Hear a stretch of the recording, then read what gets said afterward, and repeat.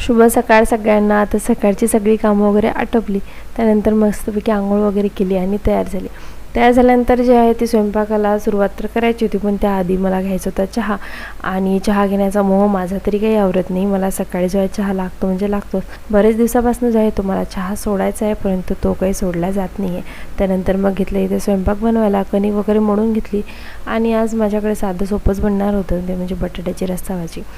आणि सरेडला सुट्ट्या आहेत शाळेला, सध्या तरी शाळेची काही गडबड नाही आहे, त्यामुळे मग आज माझ्या आवडीचं काम मी जे आहे ते करणार होते, आणि ते म्हणजे ब्लाऊज शिवण्याचं. परंतु ते शिवायला बसले आणि नंतर कळलं की अरे मशीनची तर सुईच तुटल्या. त्यानंतर मग सुई वगैरे चेंज करून घेतली आणि नंतर ब्लाऊजच्या पफ स्लीव्ज जे आहे ते मी शिवणार होते. आणि हे ब्लाऊज आहे माझ्या बहिणीचं, आणि खूप सुंदर जे आहे ते शिवून झालेले आहे. आणि याचा फायनल लुक मी तुम्हाला नंतरच्या व्हिडिओमध्ये नक्की दाखवेल. आणि थोडा वेळ होता म्हणून मग जे आहे ते साडीला एका फॉल लावायचा होता, तो सुद्धा लावून घेतला. चला मग बाय.